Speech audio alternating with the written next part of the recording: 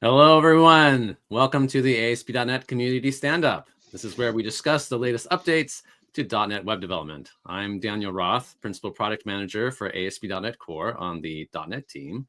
And today I'm joined by Stefan Halter, Principal Software Engineer on the ASP.NET Core team. Welcome, Stefan. Hi, nice to see you. Nice to chat. It's great to see everyone coming in on the chat. We have people coming in from all over the world, Lithuania, Brazil so far. Welcome, folks. It's great to have you. Feel free to post any questions or comments that you have in the chat, and we'll try to keep an eye on that and answer those as the stand-up goes on.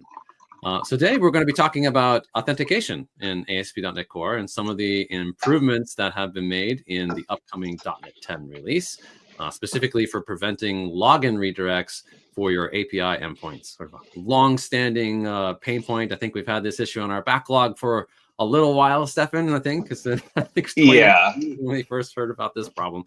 We've had workarounds for many years, but the framework has never had a perfectly smooth experience. Hopefully we're making things better in this next upcoming release. So we'll be talking about that soon. But Stefan, we've had you on the show a few times, and you've been on ASP.NET Core for a while. Yes. Tell us a little bit about your journey. Like what have you worked on over the years? What brought you to ASP.NET Core? Yeah, I definitely am a long-term ASP.NET developer at this point, like out of Ohio State, represent Go Buckeyes.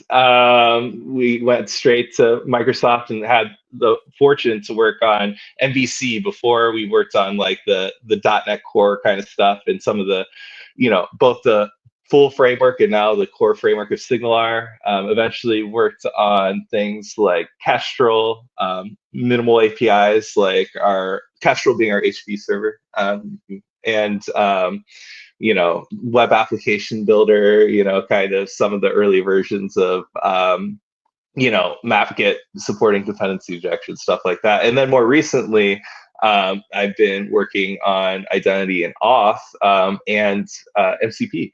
We've been collaborating with the community and Anthropic on the C# SDK for the model context protocol. If you've heard of it, it's a way for people have described it as USB-C for AI agents. It's a way for them to interoperate with tools. It's not a bad analogy. I don't have anything better at the moment. Yeah. Model for your AI systems effectively. Yeah. Yeah, so it's a protocol, built on top of standard I/O and HTTP. I've been focusing more on kind of the remote MCP server aspects, which is a little less common these days, but might become more common as it becomes easier to do things like auth, which are things we're actively working on. Seems appropriate. Yeah. So and then the MCP C# SDK like that is I think that's still in preview technically, right? It's not hasn't shipped a stable release yet. Correct? Should we be expecting a stable release sometime soon and on the horizon? It's certainly something we're talking about. I'll tell you this, that I don't know a date yet, even to pretend that will hit. But part of that is because there hasn't been like a 1.0 of the protocol. So we might have a final release before the protocol. I know I'm working with some people you've seen on here before, like McKinnon Buck, to kind of really polish the API. Prior to going 1.0, we wanted to make it just, perfect. There's some rough edges at the moment. Unfortunately, that does mean breaking changes, but better to do it now in preview than later. Because of course, we don't want to cause people to change their code for no reason. And if we do, we want it to be early, hopefully when they're still like in the prototyping phase and not once they've like shipped apps and stuff, depending on it. Okay. There's still work to be done on the MCP spec. The spec hasn't fully stabilized yet. Once that's done, that will then open the door for us to also ship a stable release of the corresponding SDK. That makes sense. Yeah. And so, wow, you've worked like across the stack, right? Kestrel, minimal APIs, authentication, now dealing with the MCP stuff. So quite a bit of familiarity. I know whenever I have questions about like the lower level, HTTP aspect of Kestrel, you're a great person to go to and pick your brain on those types of questions. So quite a broad set of areas that you've touched in ASP.NET Core. So what in .NET 10 have you been working on most recently? So most recently, you alluded to it earlier, in ASP.NET Core, there's been a long-standing issue where people who are using cookies for authentication, but using API clients, typically this is SPA apps, but it can also be any kind of programmatic client, like HB client. You'll get a redirect when you're unauthorized to access resources, or when you haven't authenticated to the login page, which is really useful when someone's navigating directly to their mailbox or something in a browser to redirect them to the login if they haven't already. But less useful to get a random 302 redirect when you're writing fetch or something. What does that mean? Most programmers would expect more RESTful status code, which would be a 401,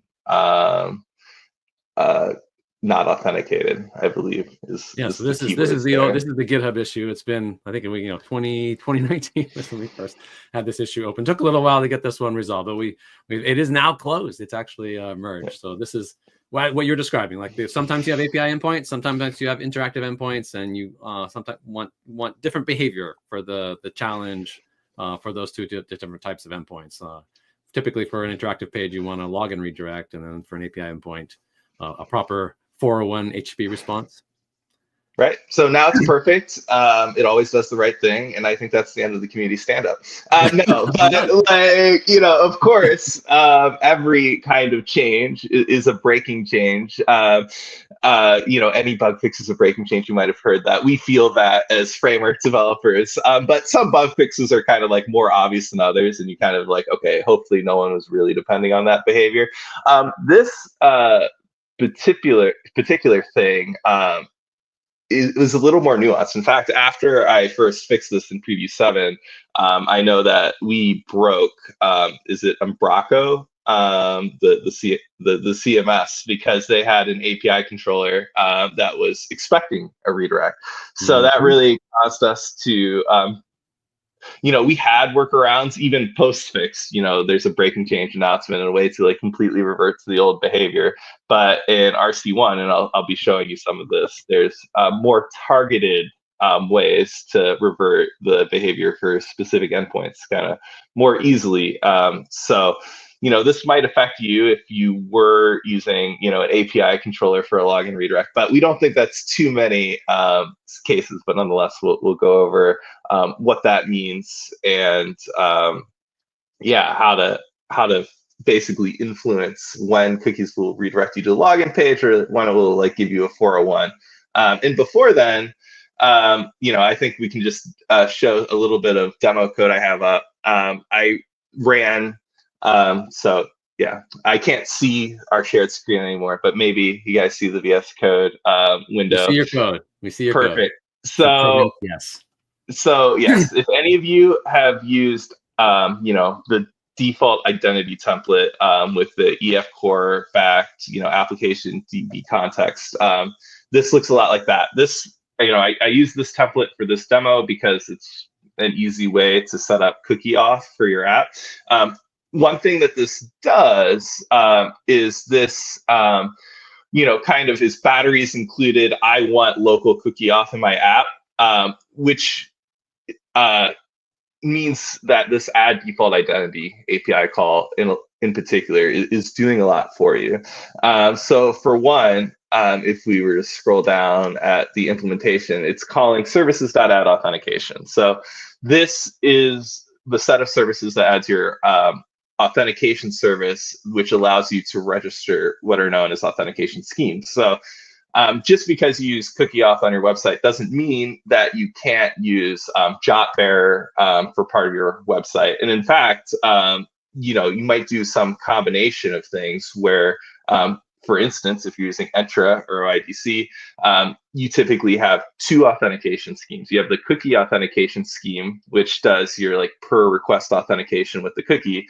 But then you also have what's known as your like challenge scheme. So in the case of like a conventional website with Entra, when someone's unauthenticated, instead of redirecting them to the cookie login page that's run locally, you'll redirect them to login.microsoft.com. And then when they eventually redirect back with their access code, which allows us to, hit the user info endpoint to figure out information about you, we can put that all into a cookie, so we don't have to every request ask Entra like who you are again, or force you to redirect, right? So in this case, if we were to continue looking at, like, say, what add identity cookies does, this is adding a scheme. So you can use cookies without identity, and we layer it so that's pretty easy. And as you can see, identity cookies adds a few cookies. Some of them are like short-lived, just to make sure that you securely redirect back and so forth. But the primary scheme is the application scheme. And normally when you're unauthenticated, you get redirected to this login path, which is like account login. So if you don't send a cookie to API that requires authentication, that's where cookies will send you by default. Historically, and now by default sometimes it will return a 401, but we'll talk more about that later. But yeah, if we look specifically at a cookie, and this, we're technically getting out of identity, right? This is just normal cookie authentication. This isn't tied to managing your own user stores. We basically add this cookie authentication handler. So this is a pretty key concept. Cookies authentication handler is kind of unique compared to most in that it allows you to sign in an arbitrary user. So if you ever use like http://context.user, that's what we call a claims principal, which is just a list of claim types to claim values. So what you would have there is, your username, user ID, what scopes you might have, and what roles you're in would be typical claims. But an authentication handler can, by default, like if we look at the core kind of base type for an authentication handler, basically has three main things that it can do. It can authenticate an incoming request. If you're not authenticated, it can submit a challenge, which will typically redirect you to a sign-in page or return a 401, or it can forbid, which is typically redirects you to like access forbidden, say you're not an admin, or it might be a 403. And that can all change based on authentication scheme. So for example, when you have something like, single sign-on, you'll have the cookie authentication scheme, which will be your default scheme, which handles authenticate async. But for the challenge schemes, if you have like single sign-on, so you don't have like a local login path, that would typically be your, OpenID Connect authentication handler, which would get added by Entra. So for this talk, there's like so much we could talk about off. All of this I've talked about is considered auth-n or authentication.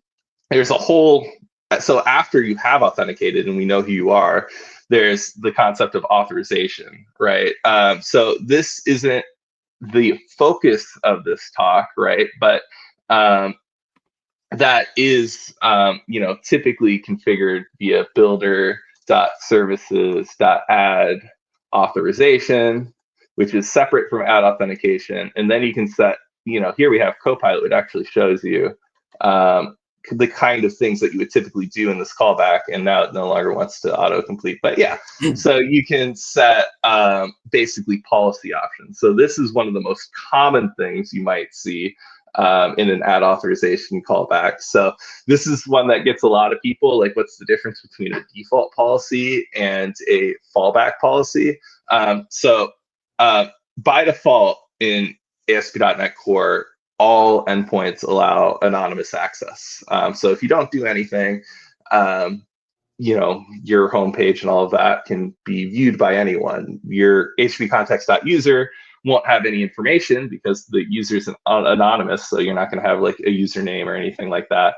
But if you want to restrict a web page to only authorized users, you have to be explicit about that. by adding something like an authorized attribute. So to be extra clear about what that means is like if you're, want to require auth for like your entire homepage, you've probably seen like an authorized attribute, right? Like here, for the purposes of the demo, I already have it on this privacy page. You can apply it either at the class level or the method level. And then similarly, you can do like require authorization as an extension method. So when you do, say like you should authorize with the default authorization policy. Exactly. So that's this policy. And if you're not authorized, then it will, I guess, challenge with the default authentication scheme, right? Which is then mapped to a handler, an authentication handler, which will then establish hopefully who you are. And the authentication handlers, like we have one for cookies and jot bearers and so forth. That's kind of how that all wires together. Is that, did I get that right? I think so. I think you have that perfect. Yeah. So as you can see, our default policy, which is configurable, only has one requirement, right? By default, it just requires that you're authenticated. So if you have authorized and you don't specify a specific policy, which you can have named policies, we're not going to go deep into that today.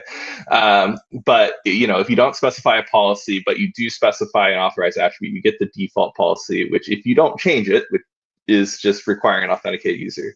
The fallback policy is what gets used when there is no authorized attribute. Like you didn't explicitly ask for authorization. That defaults to null, right? You can see that it's nullable.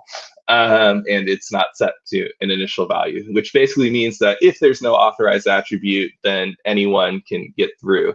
What this line here does, which you might have seen before in some apps, is it basically sets the fallback policy to require authenticated users. So it means every request will require authentication, just like it had an authorized attribute. You could think of this line as basically adding an authorized attribute to every endpoint. So like you want the whole app to require that default authorization policy. Right. Okay. But in this case, I don't want that, just because I want to show the differences between the different endpoints, and I already added require authorization and stuff where I want to. But that was Copilot kind of showing what you could do there. So I'm just taking the defaults as far as auth goes in this demo. So this kind of leads into actually some of the things that people would do in the past when they had API endpoints and had interactive endpoints inside the same app. Like I believe one of the things you can specify when you want to say that an endpoint requires authorization is you can say, well, yeah, I want authorization, but specifically, please also use this authentication scheme when doing the authorization. So you have the ability to sort of say, when you're authorizing here, use this authentication scheme versus over there, use this other one. So I guess you could have on your API endpoints said like use the jot bearer authentication scheme instead of the cookie authentication scheme, and that would have separated those two out. Is that right? Yeah. So like that is an interesting point about how the authorization policies work. Is you can specify with your policy which schemes you want to use. So by default, it uses your default policy. But if you look at the authorized attribute, it takes basically three parameters. It takes policy, which is the policy name, which you configure in that authorization options callback that I showed you earlier. You can just have required roles that the user's supposed to have, or you can have authentication schemes that you would need for that attribute. And this attribute, you can actually pass as an argument to require authorization. So you can use that even for your minimal APIs and so forth. So I think a lot of people would go through and like decorate all their API endpoints with authorized attribute, but with that scheme specified to try and get the behavior they wanted. I know that was one approach I read people took. Another one was, I think you can plug into like the cookie authentication handler and basically adds like hook some events in there to change like its behavior depending on like, I don't know, the URL path or something like that, and basically say like do the normal thing if it's not not /API or something like that, but otherwise return a 401. Yeah. So most of our built-in authentication handlers have a ton of events, and I'll show you some in a second. But inside an event or like inside a normal endpoint, you can also do like you can call in to challenge async, right? This is an extension method on the HTTP context. And then it takes as a parameter the name of that authentication scheme that I just showed you. So like you can do something like that inside an event of another handler, for instance. So it's a pretty flexible system. In this case, what the challenge would normally do is it would create a redirect. So if you didn't want to like hard code in your application like where your login page is, you'll be like, oh, I'll just challenge with the identity authentication scheme, which happens to be the default in this app. So that's equivalent to this. But if you had more than one, that would be useful. I think that's even a little different than what I was talking about. Like if I'm gonna let me pop over to my screen real quick. Like sure, stuff like this where people were hooking into the cookie middleware events, and they would like say like, well, if I'm doing a unredirected login, like then do some logic here based off of the URI path, and if it's like an API path, then they would return a 401. I know a bunch of people used these events at the like authenticate. I think this is at the authentication handler layer to customize the challenge behavior that they were seeing. Exactly right. Yeah, that's an event in which there are like close to a dozen, at least a half dozen cookie authentication handler events, as you said. And this is the one that's relevant to on redirected login. This is the behavior we're influencing when we decide to do a 401 instead. So what you just showed is kind of the end of my demo. So thank you. No, it's fine. Which is like the super manual. No, it's fine. It's like the super manual way to control what happens when you have an unauthenticated user when the cookie authentication scheme was the one supposed to be doing the authentication. Jumping the gun. Sorry about that. Go ahead. No. It's super good. So first, I kind of just want to show the undesirable behavior. So and kind of where it makes sense. So if we're running this application, which that you've just been looking at, it's a conventional MVC application with views, but I added some API controllers with it. So now let me make sure I have this open in a browser. So, if you've ever run an MVC template, you've probably seen this. And as I showed you earlier, let me zoom in a little bit to see. Right.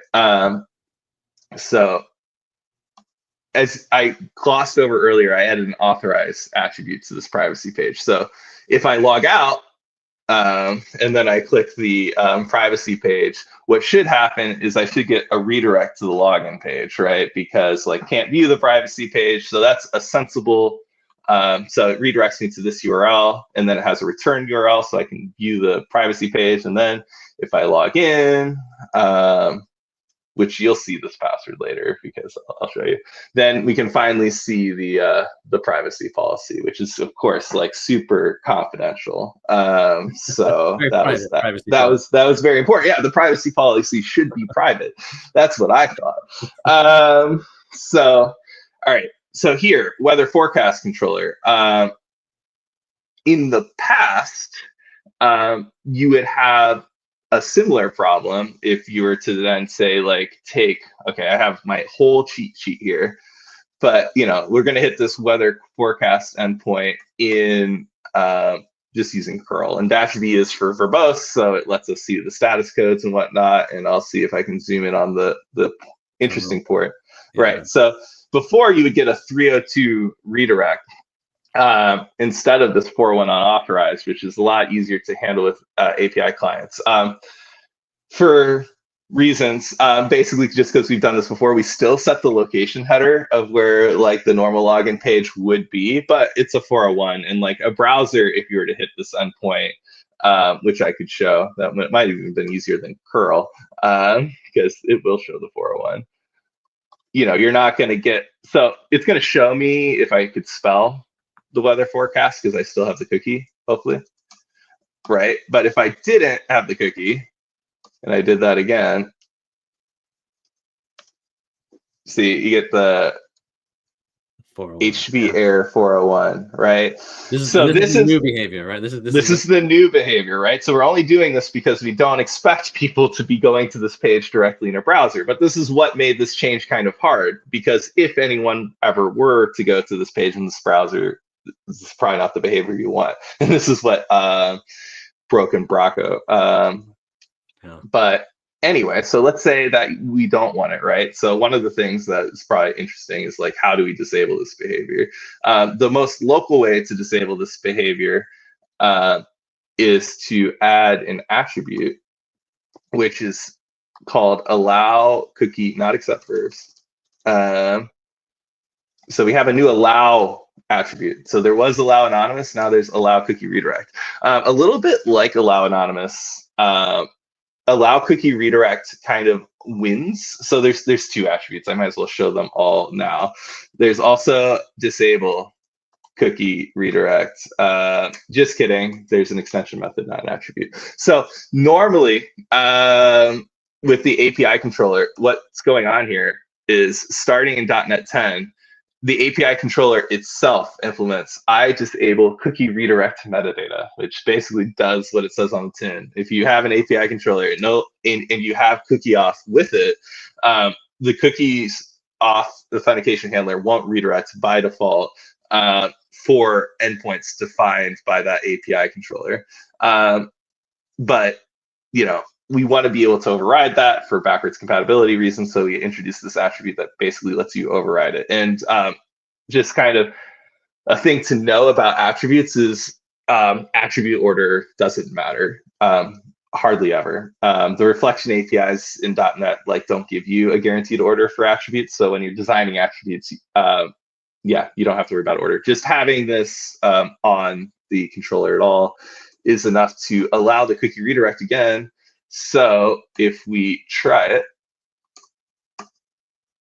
and now if we refresh, now we should expect a redirect, and there's a redirect. Right. Okay. So there you go. So that's mostly that. And then we have a similar thing. I added a minimal weather forecast endpoint that requires authentication. And this, because we return a POCO directly from the minimal forecast API, we're able to. POCO just means plain old C# object, like just a .NET object. Yeah, exactly. Thank you for that. So because it's the framework itself that sees the plain old C# object and decides that we need to serialize it as JSON, we make the assumption that no one's browsing directly to JSON payloads, hopefully, most of the time. So if we were to go to the minimal forecast endpoint, we'll get that 401, just like we did on the API controller by default. So similarly, we can do .allow cookie redirect. And if we do, it should, right? Hopefully it makes sense that will do the same thing that adding the similarly named attribute on the minimal API controller will do. So where it gets a little less maybe smart than the minimal API controllers, let's say we rewrote this endpoint to be just like it was before when it returned the 401, but say instead of using kind of the advanced I'll return a direct JSON object, we're going to do a typical request delegate, which is basically I'm going to have a func from HTTP context to task.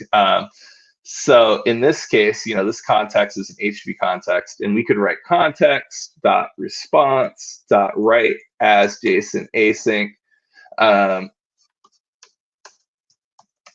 So right, in this case, it's a little bit harder for the framework to know for sure that this is indeed.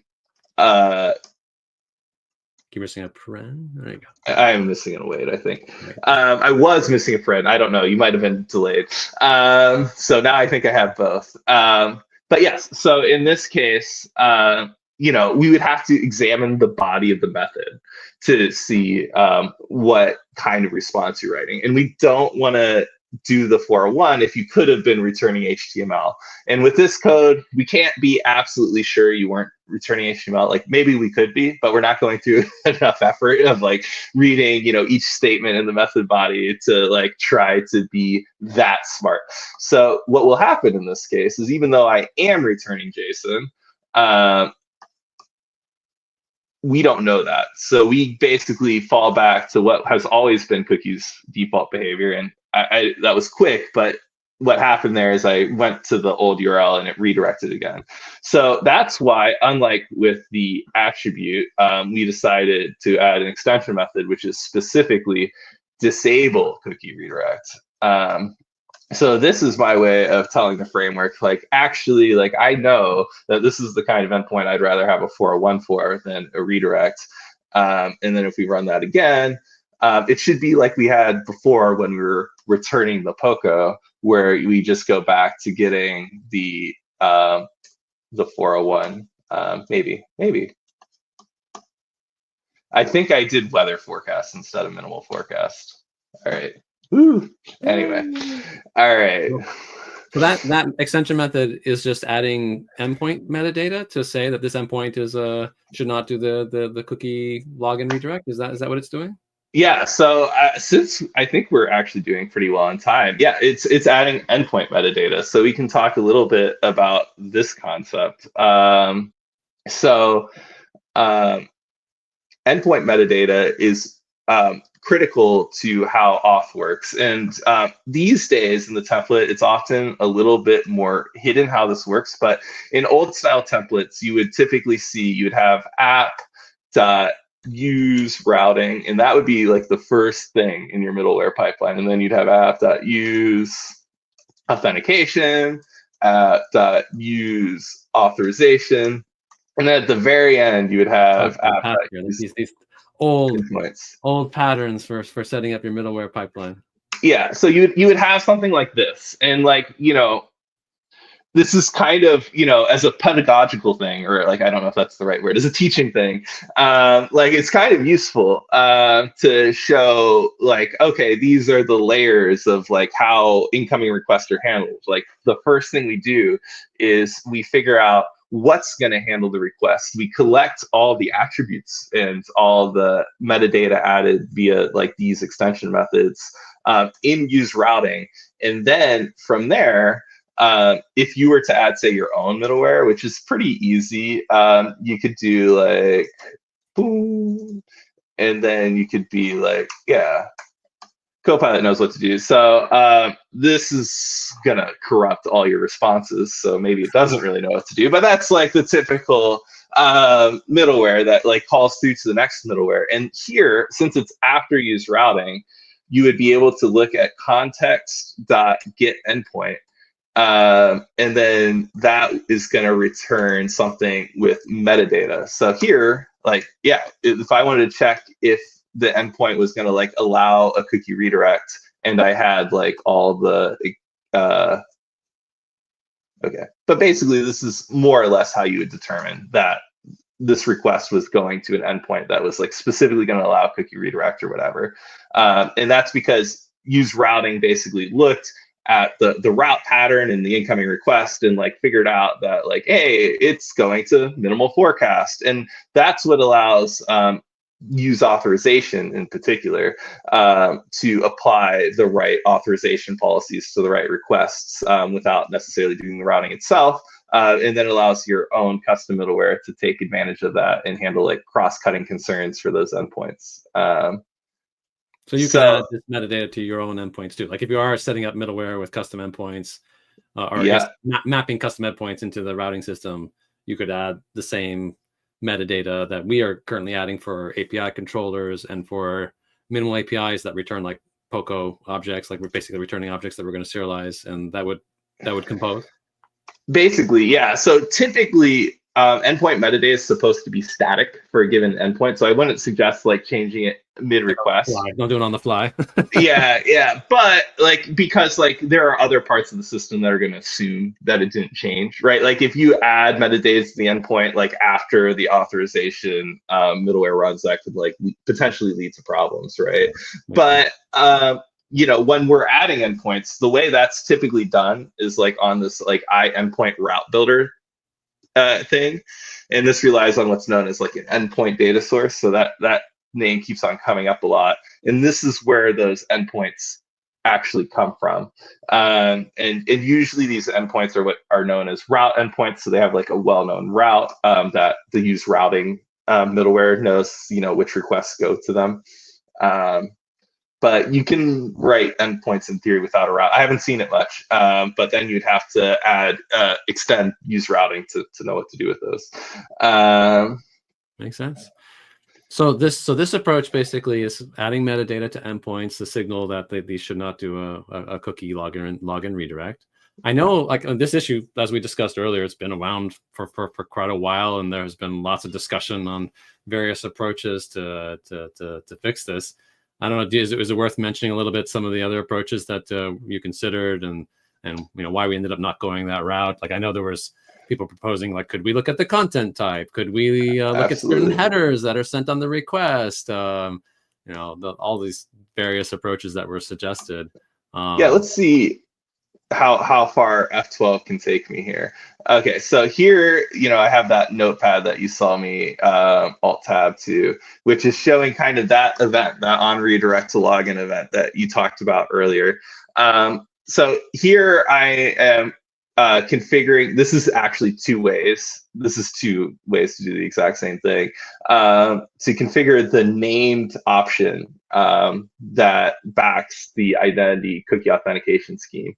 One thing that's kind of unique about authentication schemes of services is we wanted to, most of the times when you add services, like the vast majority of the time, it's safe to call multiple times. Like if you want to call add options, add options, add options, add MVC, add Singular, you can call any of those like any number of times you want. But with add scheme, it's particular because you can have more than one cookie authentication scheme. You could have different cookies for different purposes, or maybe for different endpoints, which means that we have the same options type, this cookie authentication options type, for different authentication handlers. So you have to identify it by name. So you want to deal with. Yeah, so identity application just happens to be what's used by add default identity. If you were just to call add cookie, the default scheme name is actually cookie. Very creative. So it just depends. But configure application cookie is the helper method that does exactly what this line does. So you don't have to like hard code the string. Though to be fair, this is also like an identity constant if you want to go searching for it, and that's internally what this will end up using. Configure. All right. Configure application cookie. But yeah. So to talk about I forget what the specific question was. Were we talking about the events? I was asking about the decision on the approach. Like yes, we took an endpoint metadata approach for the feature, and I know we've had discussions, and like the issue has like 111 comments on it, with people suggesting different ways that we could try to distinguish between requests to an API endpoint versus an interactive endpoint. Some of them were like, could we just look at the content type? Like if it returns JSON, maybe it's an API endpoint. Some of them were like, could we look at a header on the request? Like if it looked like it was a programmatic request, could we pivot on that? There was a bunch of different approaches, and I was just curious if you had any thoughts to share on why this particular approach. Yeah, so one thing we have done since like the beginning of ASP.NET Core and the beginning of the cookie authentication handler is we've done this detection for this XML HTTP request header So back when you used what's known as like an XHR, or which stands for XML HTTP request, which is the old style of doing AJAX. So before fetch, there was this thing. So this was the way to make web requests from JavaScript. And we knew back then that if you're making a request from JavaScript, you probably don't want the redirect. So we already had this check. The problem is that this doesn't work for fetch, which is way more commonly used than XHRs today. So one of the questions was like, well, how could we identify what is a fetch request? And there was thought that like most of the time browsers make requests, at least. There's like a fetch I forget the exact header it's called, but there is a header that gets set with most browser requests, including like normal top level navigation. So it's like sec fetch destination :navigate. Usually means that you are directly navigating to a web page in the browser. So what we could have done is, if we saw that header, we could have basically said, then we'll redirect, because all normal browser navigations will do that. And then otherwise we'll do the 401. And that was tempting, but I actually did some testing with Blazor's enhanced navigation, as we call it, where it intentionally uses a fetch request to get HTML content and then render that into the page. And in that case, it looks just like a normal fetch request, but we actually do want to do a redirect. And there's really no way to distinguish it from a normal fetch request in general. Now, for Blazor, since we create it, I could have asked the Blazor team, hey, can you like add the special header for Blazor enhanced navigation, and then we could special case that. But I thought I treated that as like an existence proof of like, there are some people who are going to do fetch requests and then like special case the redirect, because really the fetch request represented like a normal top level navigation. So it seemed to me and to the people I discussed on the team, discussed this with on the team, that basing it on endpoint metadata is a little bit more reliable. If you test it and it works, like it's going to continue to work. It's not going to be, it's not going to be flaky just because someone used like a different browser client or used like a different, client-side SPA framework or whatever. So yeah, and this is that metadata lookup. So like you're saying, you can override on redirect to login, and this overrides like all the default behavior that basically happens due to the metadata. So the real magic, the new code in .NET 10 is cookie redirect disabled by metadata, right? And basically it's looking to make sure that you didn't set what we call an app context switch, which is like a global opt-out. And assuming you didn't, it checks like, is there disabled cookie redirect metadata like the API controller has? And is there not allow cookie redirect metadata? Both have to be true, right? There's that and there. So it has to have this metadata and not this metadata. And this is similar to how authorized and allow anonymous work. If both attributes are on the same endpoint, allow anonymous wins, and you kind of go back to the default behavior of allowing requests through. We have a few questions, Stefan. Is it okay if I pop a couple questions on right now? Sure, go for it. Okay, so one person was asking about is this logic of detecting API endpoints from interactive endpoints, is it the same when you're using a provider like Entra ID? Yeah, it is. Yeah, because they rely on cookie authentication. Yeah, but as you were talking before, how like there's the cookie authentication handler, which often then you can then set up a separate scheme, right? I think you said it was the challenge scheme for like an external authentication provider, which Entra is basically like, it's basically OIDC, right? Like OpenID Connect that we're using to interact with them.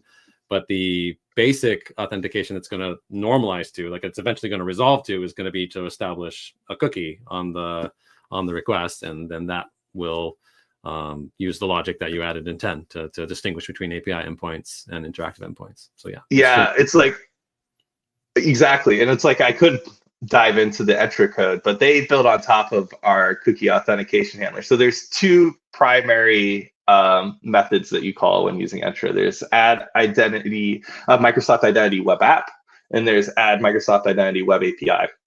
And with the web app version, that's designed more for HTML-based applications that are end user, and that adds under the covers. There are two authentication schemes that registers. That adds an OpenID Connect authentication scheme using our OpenID Connect authentication handler, and it uses the cookie authentication scheme. So the OpenID Connect authentication scheme is just for the challenge. So when someone is challenged there, they will get redirected to the Entra login, and so I would have to double check on the scenario. I will say that when you configure, see now it does depend on what your default challenge scheme is. So if you do default service add authentication options, you have options.default challenge scheme. In a lot of cases in Entra, the Entra handler is the default challenge scheme. So in that case, it actually wouldn't make a difference. So my bad there. But it could. It basically makes a difference anytime the cookie authentication handler is your default challenge scheme. In most scenarios where you want a 401 with Entra, you're not calling add Microsoft Identity Web App, you're calling Microsoft Identity Web API, and that's the JOT-based thing, and that does 401s and 403s already.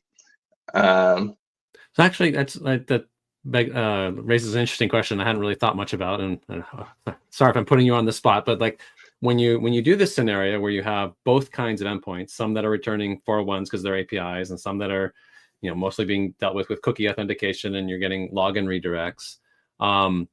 The handling of that 401, like what do you find people are normally trying to do at that point? Like, are they trying to like separately go get a JOT token and then send a bearer request to the same app, and so they set up both the JOT bearer authentication handler and the cookie one, or is it that they want to handle the they still want to use cookies to those API endpoints, but they're gonna, instead of redirecting the user on the response, they want to handle sort of navigating the browser themselves? Is it more the latter? It's more the latter. So like in this scenario, I didn't go through this whole thing, but I used map identity API. I used like a scaffolded version just to show how easy it is to, like, this is not the normal F12 thing. This is actually just in my project. One nice thing about Map Identity API is it doesn't use any internal APIs. For those of you who are unfamiliar with what Map Identity API is basically it gives you, you're probably not running the server anymore.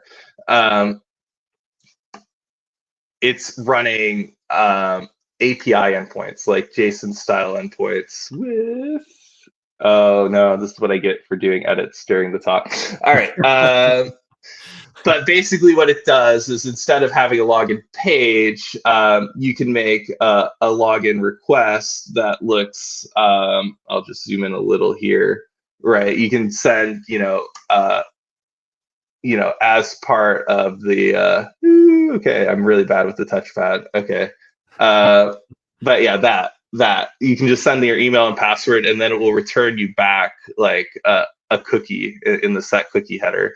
So for example, if you're doing a spa client and you got a 401, you're writing your client specifically for your web page. So your program knows where this login endpoint is. So if it sees a 401, it can just log in again, for instance, or, it can take you, say you have a mobile app or something, right? Like it could take you to the user login screen, which isn't necessarily like an HTML page. If you're doing a API client with Entra, then typically you're going to use add Microsoft's identity API, and you're going to use OAuth to get your JOT bearer token for those single sign-on scenarios. So I would say that this is mostly focused on like local sign-in scenarios, as far as in just like fetch clients. That is interesting, yeah, because like with Entra, then like for the API endpoints, you probably want to get an access token from Entra that you're then using to talk to those API endpoints, as opposed to using a cookie. And then you'd have both setups, like both the API and the web app setups in the same app. And I don't know, yeah, that's kind of different.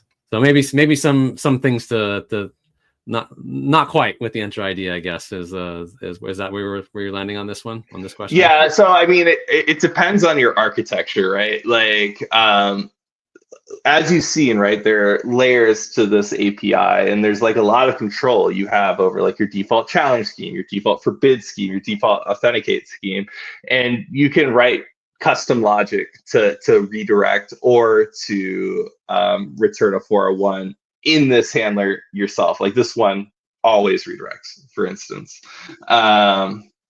So, okay, yeah.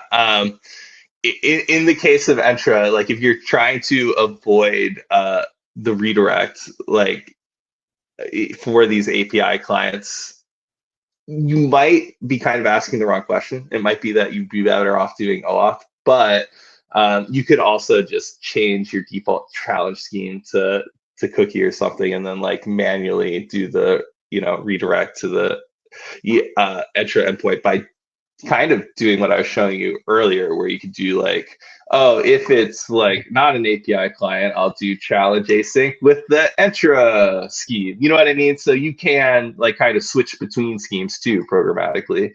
And then that will redirect you to the Entra endpoint instead, like if that makes sense. Yeah, and we can always follow up more on that on GitHub if people have more questions about that.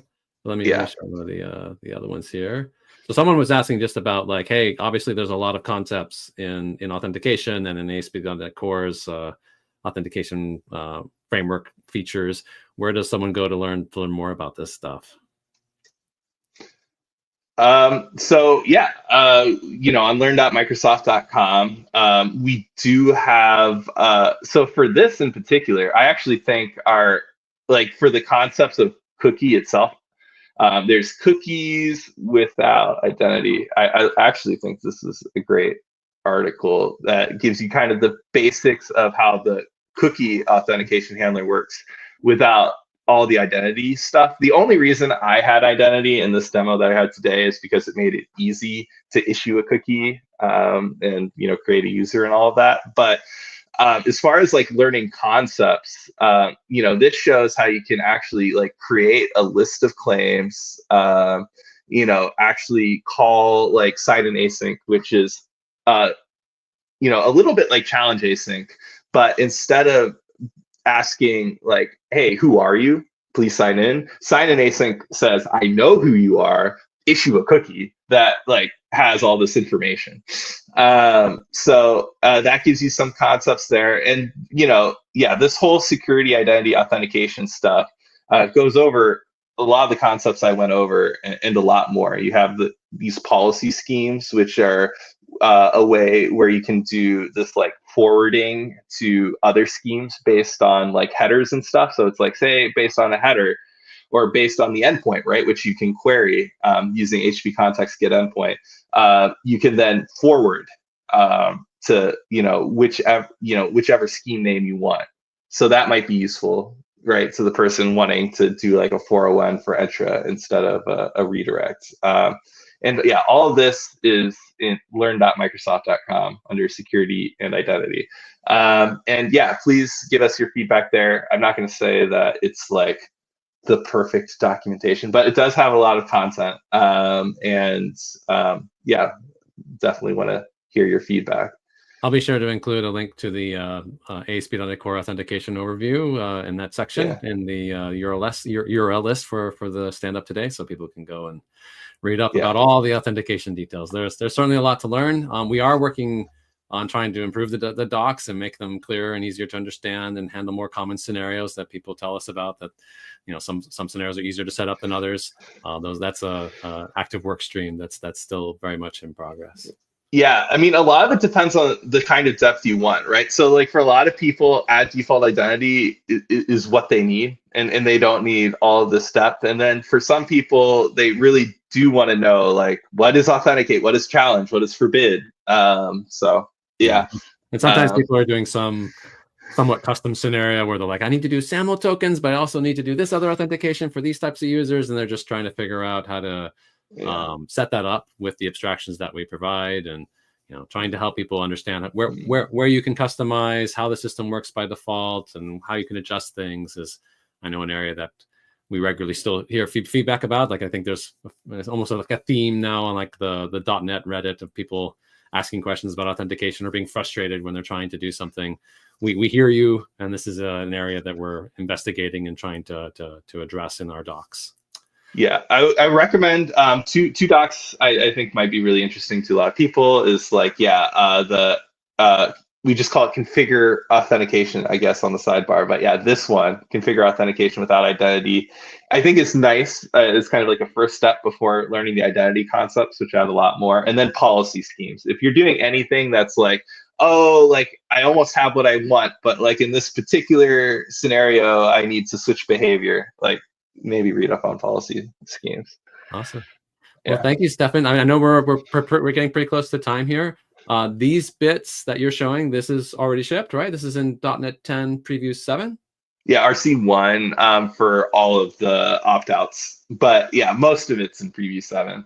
So a But good chunk of the features in Preview 7, and then there was the whole API review process. So things have adjusted a bit for the RC1, which is the first release candidate. That has not shipped yet, but it will be shipping very soon, like within the next week or so, I think is when that's planned to go out. So look forward to that. Hopefully, maybe by the next community stand-up, we'll be talking about the release of .NET 10 release candidate 1. That means that it's the release of that we think is pretty close to what we're actually going to ship for the final stable release of .NET 10 coming this November.